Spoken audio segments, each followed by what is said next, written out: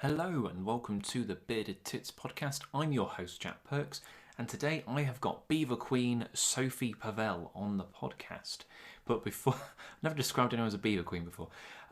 Before we do that, we're going to cover the news and keep it Beaver themed, and that is that there are some beavers due to be released at Willington gravel pits. So for the first time in 800 years, beavers will return to Derbyshire. I'm incredibly excited about this because this is relatively close to where I live, so I can't wait to hopefully go see these animals. Now, Derbyshire Wildlife Trust have been given £140,000 by two companies to enable the creatures to return. The cash means that two families of beavers could be living in a 20-acre wetland habitat in Willington by November. So by the time this podcast is out, they should hopefully be there already, so that would be absolutely fantastic. Now, the trusts say that they will improve wildlife habitat and nature recovery, as well as bring an economic boost through eco-tourism. In time, the animals will create dams to slow the water through Eggington Brook. This will divert it onto a wet meadow and away from the village of Willington, creating natural flood defences. So it's brilliant that they're back in the East Midlands, and that I'll hopefully be able to lose my beaver virginity, because I would love to see a beaver in the wild, something I'm yet to do. However, one woman who has seen many a beaver is Sophie Pavelle. She is a zoologist, she is an ambassador for the Wildlife Trusts and the communications lead for the Beaver Trust. So naturally, we do have a little bit of a natter about the large water rodent, but we also talk a little bit about how social media is influencing our young naturalists, and we also talk about her upcoming book, Forget Me Not. So here's our chat. Sophie, well, thanks for joining me. It's a pleasure. Thank you so much. It's nice to see you, albeit virtually. I feel like the last time I saw you, we were drinking in a pub somewhere in deepest, darkest Falmouth after an event at the uni, right? Yeah, that's right. That was the front. I love that. It's a real proper Cornish pub. It's probably the last one in Falmouth, but it's. I know we're doing very unsocially distanced, huddled in a corner, drinking lots of wine and things, talking about all sorts of rubbish. Although that was before all this madness, though, wasn't it? So yes, we were times. We were pretty safe, and I feel like I should address the elephant in the room, which was my email to you, where I made a little mistake. Oh my God, it's the best email ever. So I messaged, I've wanted Sophie on the podcast for a while, and I messaged her about a month ago when I was in Scotland filming salmon, and I was getting eaten alive by midges. So I thought I'll mention that in the email. And what I put was, hope you're well and good. I'm in minge-infested Scotland at the moment. Must have fed half the population of the buggers. And I don't know Sophie that well, and I know her to say hello to, but I thought, I put it, she replied, didn't even flinch. And then I reread and I reread it, and I thought, oh my God, she's going to think I'm some depraved pervert who's just telling her about what I get up to on photography shoots. And I just thought, oh my God. I loved your honesty, Jack. I loved your honesty. I think if that, I unfortunately have quite a boyish, laddie sense of humour, which has lost me the respect of quite a few of my girlfriends over the years. So I found it completely the best email ever. No, that's good, and that's complete gold. That's why you're up there for me, Sophie. That was just, that was good. I should say I'm in a very happy long-term relationship as well, but that was just get it in there. Yeah, quickly just get that in there before she gets rid of me. So yeah, that is good. And also, while we're on that sort of innuendo subject, beavers just all over Twitter. There is always innuendos on beavers, and it's normally you that I blame for this. But it's like Britain needs more beaver, and I was like, I know what you've done there. More beaver for Britain. Yeah, things like that, and I'm just like, I think that's great in a funny way. Well, in these difficult times, we must find the light. Nature has lots of it. Exactly. And I am going to talk about beavers a little bit. I know you get bombarded with beaver questions, so I'm not going to make the whole podcast about it, but we will mention it a little bit. And you've just started a podcast. I see on the Instagram sphere. You've got one going. Yes, everyone's doing a podcast. So it's through Beaver Trust. So Beaver Trust have been wanting to do a podcast for ages, and then I came on board in April, and yeah, just sort of started to get the wheels turning, and we have brought out the first podcast episode is out today, which is coincidental. So yeah, it's just a podcast that basically tackles, or hopefully aims to tackle, a lot of the big questions that beavers present, and is very much hoping to facilitate the restoration conversation, because it's just a huge thing at the moment, and beavers are very much a metaphor for a lot of that change. So we're hoping to try and answer a lot of the questions that we get asked about beavers and have a bit of fun. We hope. Lodgecast, is that right?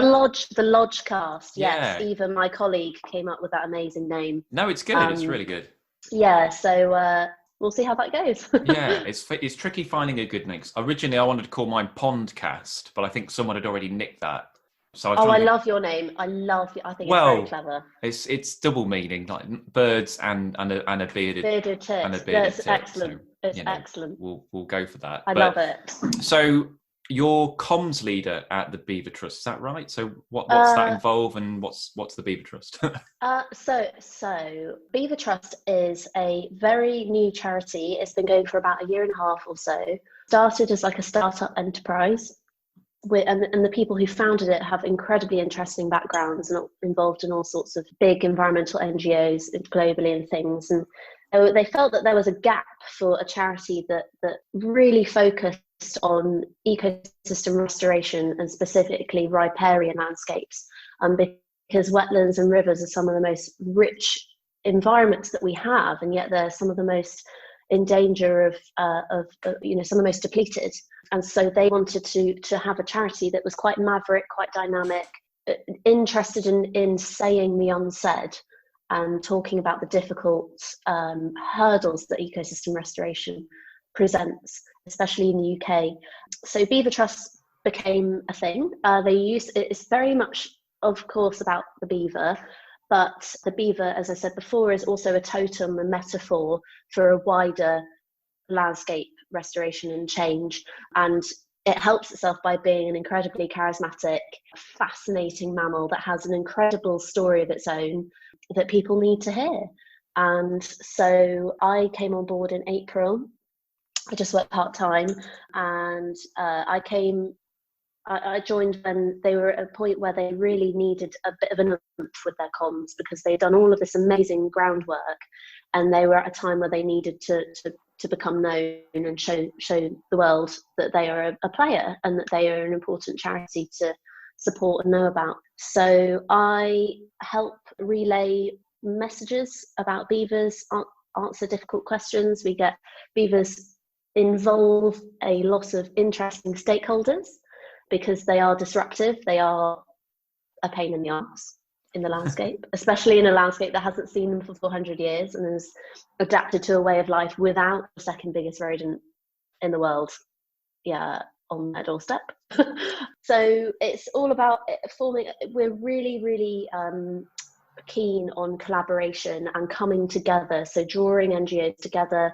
Hopefully we all have the same incentives and the same messages that we want to communicate. So one of our big drives is to try and come together and put heads together and tackle these problems as a big sort of coalition, as opposed to always having separate agendas and stuff. So we convened a pioneering collaboration of 39 NGOs, including the Wildlife Trust, Wild Trout Trust, RSPB, of course, Woodland Trust, things like that, to present our argument to the government and say, hey, we need a national strategy. We need beavers back in England. We need them legalised, and we need a management strategy so that we can coexist. It's just been an incredibly beaver-heavy summer, but it's been fascinating because a lot of exciting things have happened, but there's also a lot still to do.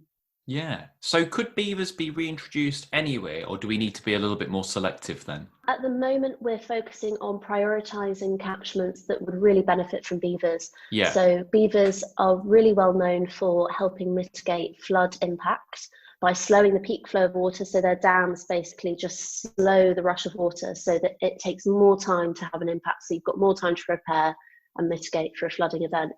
So we're at the moment trying to work at identifying catchments that will have a high chance of flooding and whose surrounding land could occupy beavers well. That's the plan at the moment. At the moment, you still need to apply for a license from DEFRA to have beavers, and they have to be in an enclosure because they can't just roam free at the moment. But we are steering the conversation forward so that one day, hopefully soon, the enclosure fences can be cut and beavers can roam. And I think something important to say here is that there's a lot of worry, and quite rightly so, because beavers are complex mammals, and if you don't know enough about their behaviour, you can assume a lot. That there's a worry that beavers, if the fences are cut, that they'll just proliferate like rabbits all over the country. There'll be beavers left, right and centre, and it'll be, like rodents everywhere. But beavers are actually by nature incredibly territorial. So they actually self-manage their populations by being quite feisty towards each other. So you have a beaver group, a couple miles upstream, you have another beaver group. They they don't hate each other, but they sort of, they don't want to mix. No. You're not going to get beavers everywhere because they're quite vicious towards each other, and they will just kind of reach carrying capacity that, albeit is probably higher than our rivers can, in terms of socially, in the farmland socially around can manage. But basically, beavers aren't just going to run riot. They do kind of reach out and say, right, let's just stop the mating and relax. Let's just have a cold shower. Let's calm it down a little bit. That's exactly what they say. Yeah. I'm yet to see a beaver. I'd absolutely love to, be one of my bucket list species. I've been to Tay, the River Tay in Scotland to look. I even went to Derek Gale's farm and I didn't see one. Mm-hmm. I'm guaranteed to see one. And so what's going on? I know Come to the Otter. I'll show you where they are. I should. I'd like to visit the Otter. I love that as well. A river called the River Otter, but there's beavers on it. But I know. Oh my gosh, I get it mixed up so much. I'm often like, we've got otters down on the River Beaver, but we have got otters down there, but it is just also still the River Otter. Yeah. And then a lot of people are like, what are these otter beavers that people keep talking about? They're some kind of hybrid. Yeah, that would be something to go see. Yes, but no, you come down to the Otter and I'll show you where they are. They're now free. I would definitely take you up on that. That'd be great. I mean, I know there are plans to reintroduce some at Willington in Derbyshire. I don't know if you've come across that one. Mm-hmm. So that's kind of close to me. So it's nice to hear all these little kind of Norfolk. I think Norfolk's meant to get some as well, isn't there? So and Nep down in Sussex. Yeah, so it's good. It's the ball's rolling with it, which is great. Indeed. Yeah. So what I normally see you. Well, I think what you talked about when you were in Falmouth actually was kind of social media and the impact that has with young people. So I wondered, what role has Instagram and social media in general played on young naturalists? Oh, good question. I think broadly it has done an incredible job at just facilitating a conversation and becoming a safe space where people who perhaps in school or at uni felt a little bit isolated in their love of nature, so they really, really loved it, but they just felt that passion wasn't shared with enough people, or it was seen as really lame. I think Instagram has been amazing at making it more normal and making it okay to obsess about birds and making it okay to have a little feather fetish, if that's the thing. I won't delve into that one, but yeah, okay. Say no more. And I think it's just made people feel encouraged that there are other people who think the same as them and who are concerned about the environment but want to tell more people about it. And I also think it's an amazing space for people to just be who they are. And there is the flip side of that where I hate social media sometimes because it makes you compare yourself to others and it makes you feel a bit inadequate, and often it makes you kind of lose your sense of why you wanted to get in this space in the first place. For you to just be comfortable with your personality. So I think social media has been amazing for gathering momentum in the conversation around climate change and around the kind of youth uprising and Extinction Rebellion, and has allowed people to be inspired and be aware of stuff that they perhaps wouldn't have been aware of. So it's this incredible tool that I think, if used wisely, can really snowball a movement towards loving nature and wanting to protect it. But I do think we need to be a little bit careful with it as well. It's just kind of a constant game, I find. Yeah, no, I think you've summed that up perfectly. Really, it is a very useful tool, and I agree. When I was at school, people knew I liked nature, but they didn't quite understand it. Like, why don't you like football, or why don't you like Mm. whatever other things people like? But I was like, oh no, I just want to look at a frog or whatever. So, but yeah, online you kind of are connected to more people, so that's good. But as you say, it is a double-edged sword where it can be a little bit too much. Oh, you recently had a week off, didn't you? Did I see that? You sort of switched I off for a week? did, yes. Yeah. I switched off for a week, went down to Cornwall and just had a lovely time. And I think increasingly now, I think as I'm busier and the work that I'm busy with requires me to have a clear mind so I can Yeah. think properly. I think if I didn't need social media for work and if it wasn't important for what I do, I wouldn't be on it, Yeah, same. because I'm Definitely. so much happier without it, to be honest. And I didn't miss it once. And I kind of thought it doesn't add anything to like my enjoyment of life. I'm so contented when I'm not on it. And it's so annoying that when it's a night where I think, oh, I should probably do a post tonight, I just don't really relax. And I start thinking Yeah. about, oh, what should I say? Blah, blah, blah. Who do I need to blah, blah, blah, blah. It's kind of, it's a love-hate relationship. And I wonder how long it's going to last for. I'm curious to see whether this obsession with documenting our movements and our thoughts and our lives is actually a sustainable way for society to move. I think it's also because I watched The Social Dilemma on Netflix last night, Oh, which is this okay. incredible documentary with all the like moguls of social media basically saying how it's turned into something that they are scared of, that they didn't intend when they created it. It's fascinating. So I think now I'm sort of rethinking, but it is incredibly important, I think, for what we do in Yeah. Well, relaying it's funny, isn't it? Because if messages. you some people are really not scared of, but reluctant to say do the track and trace app, just kind of bring that in. Mm-hmm. But then if you're like, well, actually, your Facebook does all that and a lot more. The app on Facebook, Oh, where you are, what you do, what you like, targeted ads. It's a lot scarier than just an app we that's have gonna. no, yeah, we have no idea. And if anyone is curious about that, I would watch The Social Dilemma. That's Um, sponsored by Sophie Pavelle. yeah, I know. Where's my check? Yeah, exactly. I think it's also a great tool, obviously, to reach new audiences, because a lot of the Gen Z audiences who we really, really want to fire up about the environment are obviously mostly all online. So if we can reach them in a way that they would engage with, obviously that can be a huge plus. Yeah, no, I don't blame you. On a slightly more positive note from that, I guess. So you're mostly you. If you've done much abroad, I'm trying to. I didn't scan too Uh, far through, but you're mostly UK, aren't you? That's fair to say. yeah. Yeah. I haven't really had the opportunity to go to spend too much time abroad. I mean, I was actually born in the States, but All right. fun fact. Yeah.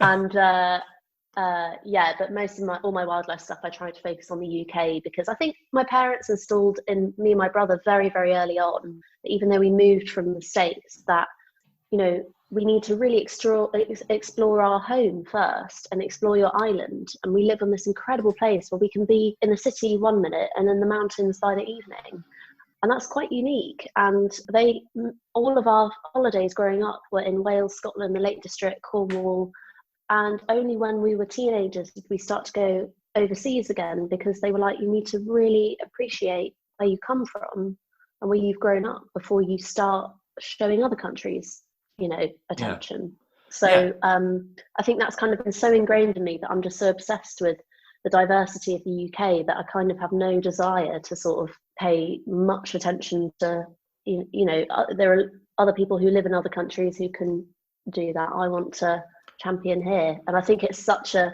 knee-jerk reaction for us to assume that it's always the abroad places that have the exotic wildlife, the amazing stories, the species that need saving. Of course that's the case, but we can't ignore what we've got here.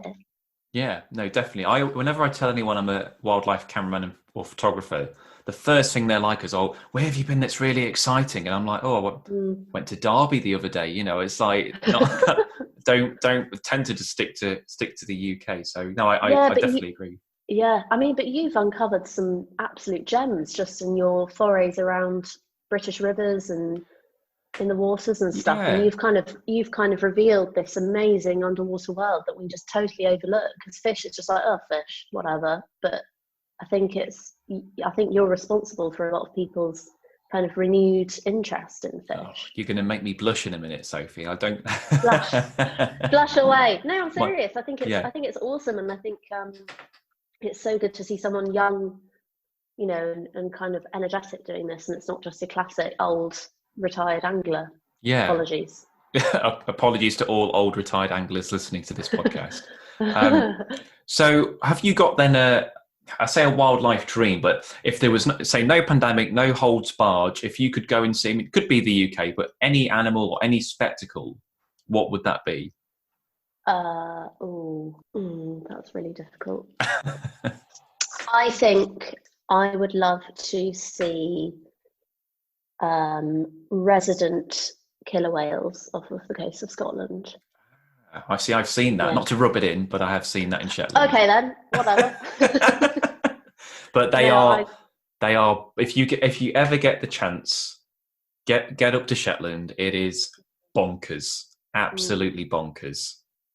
Well, I was up in North Ronaldsay over the summer doing some research, and I was so close to. Oh, really? Where they were, and at the northern, it's a tiny island. It's the northernmost island of Orkney, and right at the lighthouse at the northern tip, they said sometimes on a clear day we've seen a male killer whale before, and I was like, oh god, and so I was there, and I was literally like, okay, come on, it's my luck. I famously have terrible luck with seeing anything good, but I didn't see one. But they did say that it's always, the other week it was here. Yeah. A couple of weeks ago it was here. It's just like, oh, sure.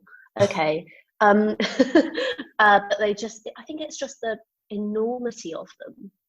Like how big their dorsal fins are, and like just their biology is so fascinating, and their social structure within their pod, and you know, like they're one of the very few mammals in the world known to go through menopause. The female killer whales. Is that right?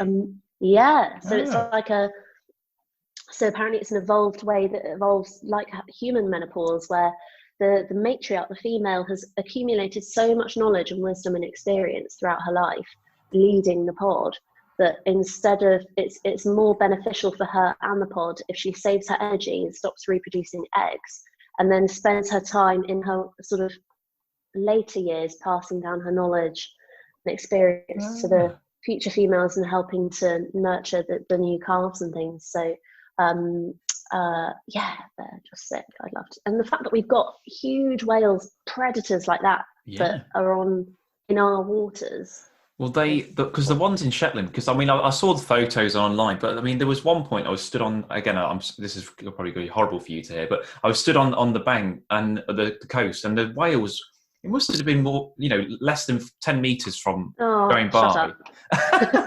Absolutely. Because I was going to get in the water with them. I was like, I'm going to go film these guys. I've got to have a go at this, because I assume they ate herring, because I know the ones in Iceland eat herring, and I thought these were of a similar group.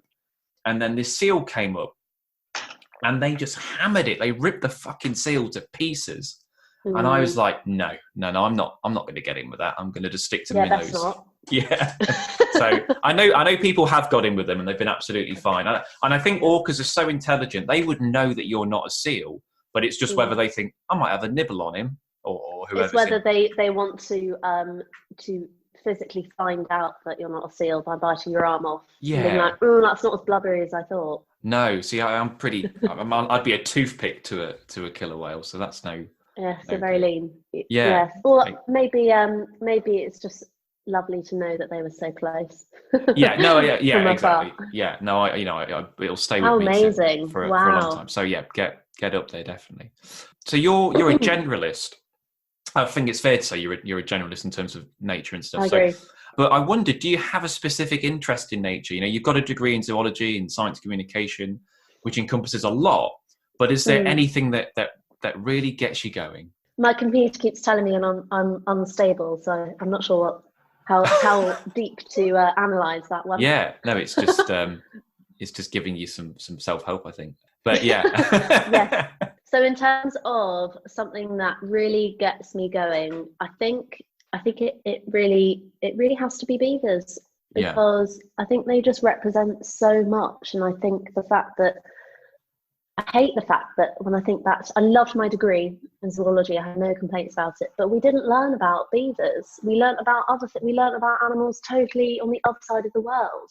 But we've got this incredible native mammal who we drove to extinction, who is the most talented, incredible engineer that can physically transform a landscape to be home to hundreds of thousands of other species, plus help us with flooding, help us with drought, help us with water filtration, help us to clean up the environment, all for free. Help us to sequester carbon. A beaver wetland can suck up 3 times as much carbon as a non-beaver wetland.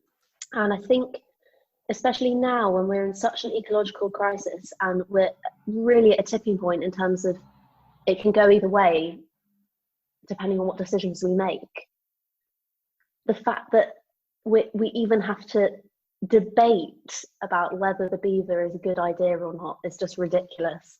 So it gets me going from like a frustration point of view in terms of there shouldn't even be a conversation. They should have been in the ground 10 years ago. Yeah. But they also get me going just because they're so exciting, and they could really transform our wetlands for the better. And we're so close to that happening. And the fact that I've seen people who are normally, agnostic about nature and don't normally care about it, as soon as you talk to them about beavers and you show them a video and you get some facts in there, they're like, oh my gosh, that is actually really, really cool. And to see that switch of the mindset that one animal can do to help get someone into nature, that's really exciting. And I think if we make a good decision on beavers, that then sets a really good framework for future restoration, because it means that we've got the ability to make a good decision and for it to benefit. So then when the next animal to reintroduce comes along, we might be more willing to make it happen more quickly. Well, it's a good job you like beavers, because if you work for the Beaver Trust and you were like, you know what, they're actually shit, then that's so I'd fail. Yeah, it's good. They're so boring. I mean, good. don't get me wrong. There are, it is very lucky that it helps itself, as I said before. Yes, yeah. Because there are animals that I do find very difficult to get excited about. Don't get me wrong. No, definitely. Well, fish are not one of those. No, well, good, because I would have just ended the podcast here then. But yeah, I mean, there are so many species that I'd love to see back in the UK. It's difficult not to justify them because they should be here anyway. But beavers seem to be an easy one because, like, you've listed all the benefits they do. Like, I don't know if you can see, that's a turtle. Can you see in the corner of my screen? So I've got a European pond turtle, and that would have been native to the UK 6,000-7,000 years ago. Wow. And probably would have been using beaver dams to hibernate in and would have been basking on them. So it's a species that would benefit from that. But they're lovely animals, but they're not habitat engineers. It's not going to drastically change the river systems, but that doesn't mean they shouldn't be here. So they're a little bit of a harder sell. But yeah, get the beavers back and then we can get some of these. I think everything has its place. I think we don't fully understand the role a species plays until it's gone. Yeah. And I think that, your turtle could be filling a niche that we weren't aware of. Yeah, quite possibly. And could facilitate a link in the food chain that was really important. So I think, we should be aiming to just conserve the habitat now, because then that really facilitates it. It's so traditional to focus on one token species to conserve. Yes, it is. The beaver is an exception in that it, as a keystone species, its presence benefits many species. But we need to think bigger. We need to think landscape level. We need to think habitat restoration, and then the species will presumably, hopefully, fall into place. Yeah, no, definitely, I agree. We had there's a young guy called Harvey Tweets. I don't know if you've come across him. He does a lot of stuff with amphibians and reptiles. And he was talking about how conservation needs to be a little bit bolder and maybe change some of its ideas on what we're doing. Because, we're too focused on species sometimes when we should be thinking about the bigger picture as a whole. So you've had a fairly interesting career. Have you got a highlight? Is there something that really stands out that you've done so far that you're like, you know what, that was pretty cool? Um. Ooh. Uh, No, it was all rubbish. I've not well, I enjoyed any of think. it. Well, I think it's because I just loads of different things because I just at the moment just associate work with just sat in front of the computer. But Yeah. if I'm going to be really arrogant and up myself, Yeah, please do. when um, I think getting the book commission with Bloomsbury in April was Okay. a highlight this year. So I think that was just because it came at a point when I was totally ready to just throw in the towel and change industries because coronavirus was kicked off, we were in lockdown, everything was really obviously tense, and I've been applying for jobs solidly with NGOs, part-time jobs for about 2 years, and just had always got to the final stage and never got through. And so after, the sort of fourth time that happened, your confidence starts to wane a little bit because I'm just like, hang on a sec, I've got a degree, I've got a master's degree. I know that I can communicate and I'm applying for a communications role. I don't really know what else I can do. But apart from getting free work experience, which I've already done loads of. Anyway, so it came at a point where I was a bit low and feeling a bit unmotivated. And it was kind of just one of those moments where I think it's a classic thing where it's really hard to admit when you've done a good job. I'm trying to be better at that. And I think loads of us are really bad at that. And I think particularly girls are quite bad at that. And it was just, and I find it hard still, as you can probably tell, because I'm finding it hard to string a sentence together. I find it hard to just say, actually, Sophie, you did a really good job. You should be proud. That's a big deal. You need to kind of just process that a little bit. And I'm still finding it hard to process because I'm totally daunted and feel like a huge, great, fat imposter because it's a scary world. It's one thing doing a video, but to be given permission to write something that people will actually hopefully read, and it has to be factually correct. That does help. Yeah.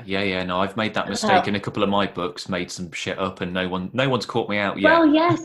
So I want to talk to you about it because it's just like, do you go through waves of like, this is amazing, this is terrifying, this is amazing, this is terrifying? It's always a fine line, isn't it, between arrogance and confidence? I always find it is, because there are some people, and you're like, oh, good for them, and then there are other people like, you're a bit of a dick. But I don't think I've not had that with you yet, and I'll let you know if I do. I'll just message you and go, Sophie, you're being a dick. But you're not. I've not had that with you. But yeah, no, it is. I mean, I think with books, it's the kudos almost. I mean, obviously, people do it for the money, the brass of it. But there's what money there is. I can't say that I've been able to pay too much with what I made on mine. But it's nice to say, here's a book. This is something that I've done. And it's something that people will own for hopefully years and years and reference back to it. And it's a platform for you as well because hopefully it will lead to other things as well. You never know who's going to read that book and think, oh, that's that Sophie. Well, and it feels like such a weight of responsibility, but it's more that I did it because I just felt like I wanted to say. You have something to say, don't you? And I think that writing is something that I feel more confident in than other things, and I think it's an incredible privilege to be given that opportunity. So there's such a burden because you're like, I need to do it right, and I need to do it in the right way that doesn't look like, oh, she's just doing a book, she's just having an enormous ego. So I do worry about that, but I think because I'm aware, hopefully it will.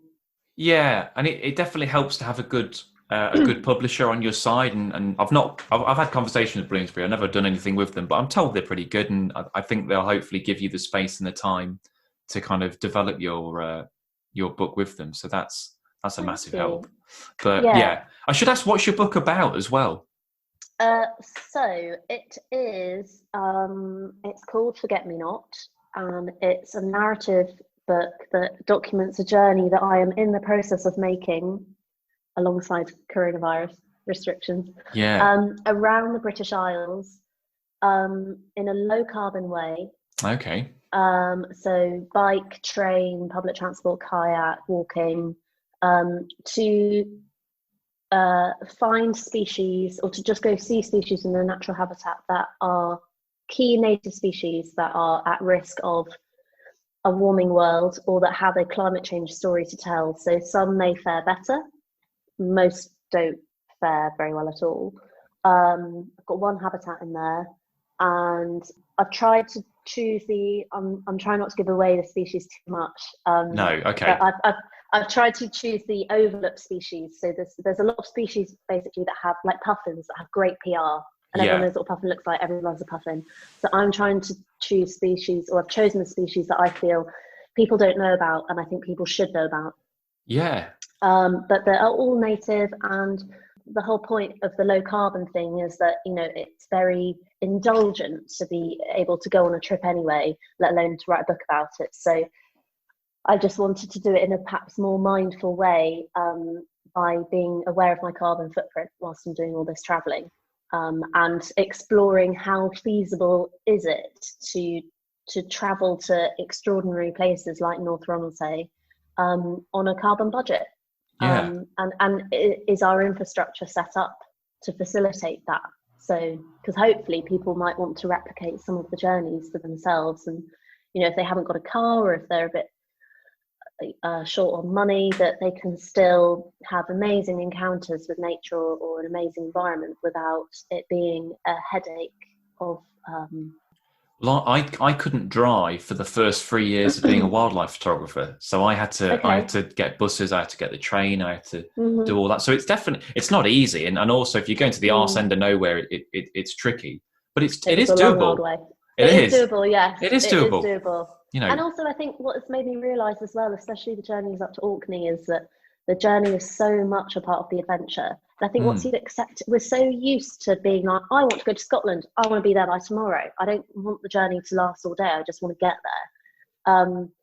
So I think once you've accepted that it's going to take like a day and a half to get somewhere, and it's going to be exhausting, and it's logistically a bit of a headache, you kind of relax, and you're just like, oh, this is actually quite nice, you know. Especially during Corona, after lockdown, it felt like such an amazing thrill to be on a train going somewhere else and like leaving the postcode. So I think it's kind of helped me be a little bit more mindful of the journey as much as the destination. Yeah, it's been an interesting process so far. And I've got a bit more traveling left to do. Yes, I think the whole climate change thing is obviously a huge story, and I think that's what often keeps me awake at night, is how on earth I, 25-year-old, barely out of uni, barely done life yet, how have I got to write about climate change? Like, you know, but one of the main parts of the story is each chapter I'm weaving in voices of key researchers and scientists and volunteers and field officers at the top of their game, with each of the species, to contextualize the story there, and to just bring in different, you know, one of the things I love about my job is that I get to work with amazing people and talk to amazing people who are kind of on the front line. And you must find this as well with your travels, you know, so interesting hearing people who've like dedicated so much time to helping a habitat or a species, and it's just a real honor to kind of spend time with those people and to understand what brought them there in the first place. Yeah, you definitely get some characters, is probably the polite way to put it. Yes, but you get some very interesting people. But no, and they are lovely, and you know, you'll meet real someone, salt of the earth, I think. Yeah, but you'll meet people who have dedicated their lives to one beetle, one species of beetle, or something as crazy as that, and you're like, that is, how do you get, you know? And then you find out about their lives, and it's well, don't say that straight away, but maybe. But yeah, it is mad. And going back to you mentioning about the journey of things, like when I used to get the train from Nottingham to Falmouth, that was 7.5 hours to get down there. Yeah, it will be. Yeah. The highlight of it was the train from, I think it's Teignmouth. Is it Teignmouth? Along the Devon coast, Teignmouth, and that you could see all the waders on the beach there. Beautiful stretch, yeah. And I'd always have a little notepad and write, Shelduck, Godwits, and it was I loved that. It was absolutely lovely. That was the highlight. But you wouldn't see that without getting on the train, because if you were driving, you'd end up in a ditch. Yeah. But on the train, you can You Yeah, can you enjoy it a little see, bit more. you see so much change, and you see how the city blurs into the countryside, which blurs into the moorland, which blurs back into the city, and I love it when you can start to so when you can do this a lot on the coast really easily, of course, but when you start to see the map, Yeah, when you see little dips and inlets, and you can just start to, oh my gosh, that looks like that on the OS map, and you can start to sort of see it, and it's very satisfying in a way. I don't yeah. know, maybe that's just me. No, But I no, I like can. seeing the map of Yeah, stuff. I can see that. You've mentioned about your writing. So what's your process? Are you a marathon person? Do you rip it all out, or do you kind of bit and bob? Like me personally, I'm kind of functional for the first 2 hours of the morning. Then my brain just goes to mush, and I've got to go for a walk or something. But I know some people, could just Stephen King it and rip out a book in a short amount of time. So how's that work for you? Um, I'm not too sure yet. I haven't done enough of it to. I haven't done it. I don't feel like I've done enough to know whether I'm making good progress or not. But I think I like to just write everything that I want to say, literally just brain dump it, and then go through nitpick, chop, change. But I have to, because of my work with Beaver Trust, which is 2.5 days a week. I only have 2-ish days to write, and I find it quite hard. It takes quite a long time to get in the zone of a good writing flow. So often I find that the day after Beaver Trust, I spend a day kind of just sort of organizing stuff, transcribing an interview, getting little admin bits done. Then I'm like, oh, I should write. And then I'm like, oh, but I kind of need, once I get into a good zone, I want like 4 days of just solid writing. But I do have to step away from it as well. And that's why it just takes so long, because you just got to go back to it again and again and again. Every sentence I've written so far has probably been changed like 10 times already, because you just sort of see it in a completely different way when you have a break from it. But I think it's more that I'm quite methodical, and I think I'm trying to approach it a bit like a dissertation at uni, where each chapter is just a little dissertation.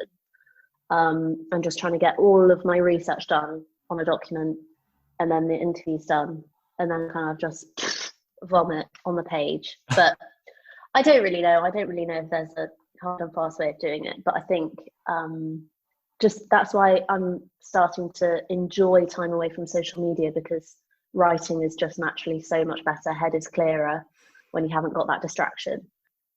Yeah, So everyone's going to be different. They're all going to have the different ways of doing it, and yeah, I think it's good to kind of get a clear yeah, head when I you. remember hearing an interview with Dawn French once on a podcast, and she writes a lot of books, and she was saying, "Oh, whenever I'm writing a book, I handwrite it on pen and paper." Because she's like, and I could kind of see what she means by like, I handwrite all of my notes. Yeah, same. Um, it helps you think it through, but actually writing the actual copy on pen and paper, I was like, what if you lose it? What if the window's open and it's like a classic Love Actually Colin Firth thing, where they all float Yeah. away and then there's your book gone. Well, the So dog eats it.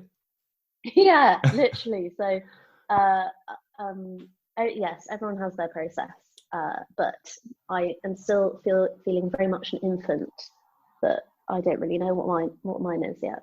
But Yeah. Well, look, I we'll can't see. wait to see the book when it's. Is it? It'd be not for a while yet. I'm guessing. Oh, ages! Thank Ages. God, it's Coming it's ages. coming in ages. Spring 2022 is the plan. Ace. Well, I will look out Thank for it. But look, thank you. it's been an absolute pleasure having you on the Oh, it's been podcast. so fun. It's gone so quickly. There you go. That's good. What if you'd have been like, Thanks. "Oh, this is drag. Jack's a right boring bastard." So that's He's a bit of tit. yes, I am. No, it's been so much fun, and I'm such a big fan of the podcast, and I love when you get on, and thanks for letting me waffle on and on. No, it's been great. But Very yeah, fun. I'm sure we will cross paths at some point soon. Yes, that'd be great. That was Sophie Pavelle. She's an absolute blast to talk to. It's always a pleasure. Definitely check her out on Instagram. It's Sophie Pavs if you want to give her a little follow and check out some of the stories that she does. It's always a hoot to see them pop up. So that brings me on to my top 5.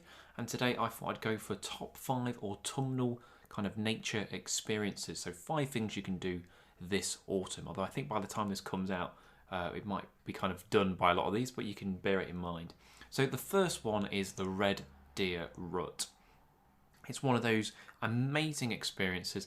Most of us experience it in a deer park, which I have to admit, it's not quite the same as going to the Scottish Highlands and seeing it, but it's a lot easier in a deer park, and you still get that experience of those male stags bellowing, or bolving, I think is the correct term, and it just reverberates through you as they do it. Obviously, be very careful. I mean, my local deer park is Woollerton Deer Park, and people do push it getting close to them. The male stags are pumped full of testosterone. The last thing you want to do is get on the wrong end of a male red stag. But if you're at a safe distance and you're there, early morning, the breath is coming out over the sun's rising, that beautiful mist on the ground. It's one of the best autumnal experiences that you can get. Maybe only just beaten by my next one, which is starling murmurations. Now, I've been lucky that I've seen many, many wildlife experiences throughout my career, but I have to admit, the top three, I couldn't really pick one, but one of the top three is seeing a large starling murmuration. In autumn and winter is a very, very good time to see these. If you've never seen a starling murmuration in the flesh, I implore you to get out and go see one. I was at Gretna Green about 7 years ago now, and it was just it's like watching dubstep. It was just mental seeing them make all these incredible shapes, and inevitably there's always some bird of prey like a barn owl or a sparrowhawk that has a pop at them. It is bonkers, and starling murmurations are incredible. I always think that photos don't do them justice. You've got to go and see it or film it, but they are incredible. So go see a starling murmuration. They're pretty well spread out throughout the country, so if you live near one, go and see it. A little bit trickier to see is my next choice, which is salmon leaping, and timing is key. I always make an annual pilgrimage to one of the weirs on my local River Trent to go and see salmon leaping. In fact, this morning, while I'm recording this, I did see some salmon leaping at Cromwell Weir on the Trent. You basically want a good bit of rain, and then the day after that, or maybe the day after that, as the water levels are still high, but just falling a little bit, that really brings the salmon on. But it's very, very tricky. It's the sort of thing that you really need someone on the ground to say, look, they're leaping, come and do it, because they can be done and dusted in a day, or wait for the conditions to be right again. So it's a very tricky thing to land. But when you do see salmon leaping, you see lots of them, you can't help but will them on. You're like, come on, go for it, get in there, son. But I love watching salmon leaping. A slightly more subtle one, or depending where you are, is the mushroom explosion. Autumn just brings this plethora of mushrooms growing, whether it's in your back garden, whether it's in your local woodland. Autumn is the time to go out and see mushrooms. My top tip for that is get out early, go and see them before they've been picked or eaten, particularly with slugs. So just after a little bit of rain, that normally brings a lot of mushrooms out, but slugs can be a problem because they'll munch on them. So you want to see them when they're looking pretty good. And for my last choice, which is arguably the most obvious one, is the leaves turning. I do like it when I travel around this time of year, because if you go down south, it might be 2 weeks later, sorry. So it might be nice and brown where I am in the Midlands, but then you head down south and it's still relatively green, or vice versa, you head north to the Lake District or Scotland and they might already be in the throes of autumn. So it's lovely to see that transition through the country, and if you wait long enough, obviously it will happen near you. But it is an amazing time of year. It's certainly my favourite season throughout the year. So that's my top 5 autumnal things to check out. I hope you've enjoyed today's podcast. It was an absolute pleasure recording it with Sophie. So next week I have got Gary Moore on the podcast. He is a sound recordist for the BBC Natural History Unit, and he has done a lot of the watches. He's travelled all over the world with them, and he's going to be lifting the lid on why maybe people don't gravitate towards sound. Everyone wants to be a presenter, everyone wants to be a cameraman, not everyone wants to necessarily be a sound recorder. So he's going to talk a little bit about that, and Gary's a character to say the least, so it's going to be a great podcast. Hopefully you've enjoyed it. As I say, do follow us on Twitter @TitBearded. Check out the YouTube channel Wildlife Exposed TV. This has been the Bearded Tits podcast. I've been your host, Jack Perks, and I will see you next Tuesday. Cheers.